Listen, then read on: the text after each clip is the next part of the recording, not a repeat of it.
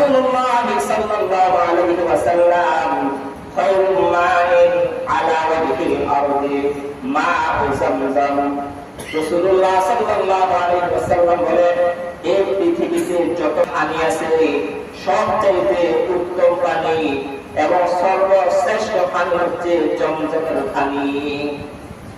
ফীহি তাআমুম মিনাত তাআম, এতে খাদ্যের বৈশিষ্ট্য রয়েছে, ওয়া শিফাউম মিনাস সুকুম, এবং রোগ মুক্তির বৈশিষ্ট্য রয়েছে। এই পানি পান করলে ক্ষুধা নিবারণ হয়, খাদ্যের ঘাটতি পূরণ হয়, আবার রোগ মুক্তির কারণ হয়। এই পানি খাইলে রোগ মুক্তি হয়। এই হাদিসের মধ্যে আছে মা'উ যামযাম লিমা শুরিবা লাহু, তোমরা এই জামজামের পানি যে ব্যক্তি যে উদ্দেশ্যে পান করবে আল্লাহ তাআলা তার সেই উদ্দেশ্য পূরণ করবে। কেউ যদি রোগ মুক্তির আশা নিয়ে এই পানি পান করে তাহলে আল্লাহ তাআলা তাকে রোগ থেকে মুক্তি দিবে।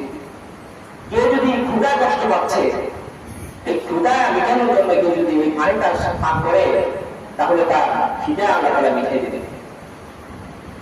হযরত আবু যর গিফারী রাদিয়াল্লাহু তাআলা আনহু একটি ঘটনা। হযরত আবু যর গিফারী রাদিয়াল্লাহু তাআলা আনহু মুসলিম হওয়ার আগে, সাহাবী হওয়ার আগে রাসূলুল্লাহ সাল্লাল্লাহু আলাইহি ওয়াসাল্লাম সত্য নবী কিনা এটাকে পরীক্ষা করার জন্য মক্কা নগরীতে তিনি 30 দিন অবস্থান করেছেন। 30 দিন অপেক্ষা করেছেন রাসূল সাল্লাল্লাহু আলাইহি ওয়াসাল্লাম, মুহাম্মদ সাল্লাল্লাহু আলাইহি ওয়াসাল্লাম যিনি আসলে সত্য নবী কিনা এটা পরীক্ষা করার জন্য 30 দিন পর্যন্ত মক্কা নগর আবু যর গিফারী রাদিয়াল্লাহু তাআলা অবস্থান করেছেন। তিনি কি খেয়ে সেখানে অবস্থান করেছেন? 30 দিন পর্যন্ত হযরত আবু যর গিফারী রাদিয়াল্লাহু তাআলা এই জামজামের পানি পান করে তিনি দিন অতিবাহিত করেছেন। বলেন সুবহানাল্লাহ। 30 দিন পর রাসূল সাল্লাল্লাহু আলাইহি ওয়াসাল্লামকে দেখলেন, তিনি হযরত আসওয়াদের কাছে আসলেন, হযরত আসওয়াদের চুমু খেলেন। চুমু খেয়ে সাহাবায়ে-কেরামদেরকে নিয়ে কাবা শরীফ তাওয়াফ করলেন।